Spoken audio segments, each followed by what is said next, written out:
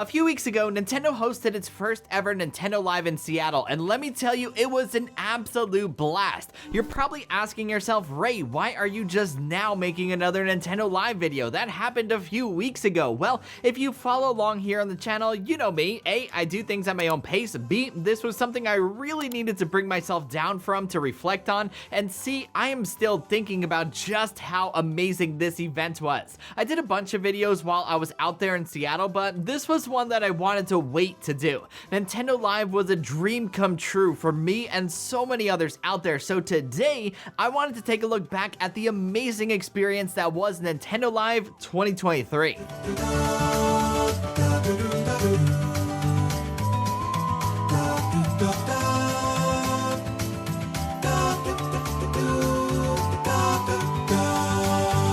I think the thing that surprised me most about Nintendo Live when I first walked in was how big it was. That moment was just like, whoa, there is a lot more here than I expected there to be. The look on my face was just pure joy. My eyes lit up. I was ready to go. I didn't expect there to be so many booths, so many things to do, so many photos to take, and games to play. We filled 4 full days at Nintendo Live, and there was never a dull moment. The days were always packed with something to do. Whether it was playing Super Mario Bros. Wonder for the 5th time, taking a photo with a character we didn't see before, hanging out with friends that I haven't seen in a while, taking part in the Mario Dojo tournaments, watching the Splatoon 3 championship matches, or the Mario and Zelda orchestra concerts, each day was an absolute blast and brought something new and exciting. One of the highlights from Nintendo Live was getting to meet all of my favorite Nintendo characters: Mario, Luigi, Peach, Yoshi, Tom Nook, Isabelle, KK Slider, Pikachu, the Paldea starters, the Inklings, and so many others. It was really cool to snap a photo with them and collect their patches for my collection. These guys were hanging out all around the show floor at their elaborate booths, so you kinda had to go out of your way to time things and find them.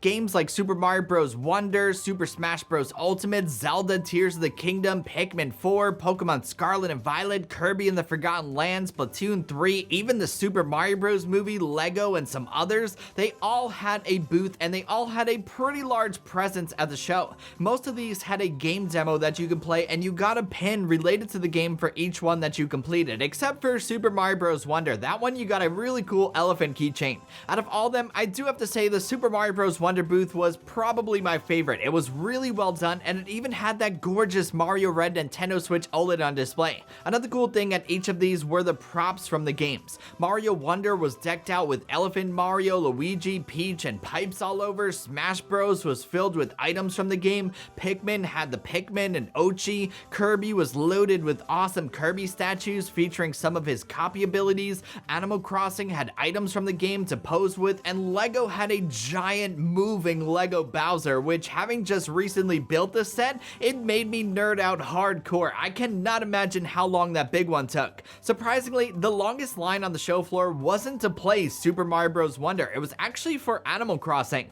The wait time for that usually averaged an hour and a half to 2 hours just to get in and take photos with Isabelle, Tom Nook, or KK Slider. It was insane, and by the time you got there, you didn't know who would be there since they rotated the characters out every so often. For Super Mario Bros. Wonder, there were times where there was no line at all, and you could literally walk right up, play the game, and get an Elephant Mario keychain, which is pretty crazy to think about. By far though, the longest line each and every day was for the PopUp Shop. Not only did it wrap around inside, but there were points where the line would go outside the building as well. If you didn't get in line first thing in the morning, you would be waiting around hours on end just to buy something. If you want to see all of the cool things that I picked up at Nintendo Live, I do have a merch haul video here on the channel that you can check out with a detailed look at everything that I got. I'll link to it in the description and comments box below. To start closing this out, Nintendo Live 2023 was nothing short of a blast. The amount of joy and happiness that I saw on people's faces all weekend long is something that I'm always going to treasure. It just brought me so much joy being there, a joy that I haven't quite felt before then, and I think that's because the whole thing was just overall so wholesome. Lines and all of that aside, Nintendo Live was very well organized and well put together. It felt a lot like this wasn't Nintendo's first rodeo with hosting an event of this scale. I can definitely see Nintendo taking an event like Nintendo Live to different cities. You know, Nintendo Live New York, Nintendo Live Chicago, Nintendo Live Dallas. I know Seattle is their backyard, but how cool would it be to spread the Nintendo love in different cities all around the world? We'll just have have to wait and see what happens. Thank you so much again to Nintendo for having me and my friends at the inaugural Nintendo Live. I cannot send enough thank yous. Being there was literally a dream come true. And this Pikmin is really cute that I got too. So that's about all I got for this video, my friends. I hope you enjoyed it and found it helpful. If you did and you liked what you saw, you know the drill. Be sure to give it a thumbs up and hit that subscribe button because it always helps out the channel. Also, don't forget to follow Raymond Strazdas on Twitter or X or whatever we call it this week, and Instagram for so much more. Until the next one, I will catch you guys later. Peace!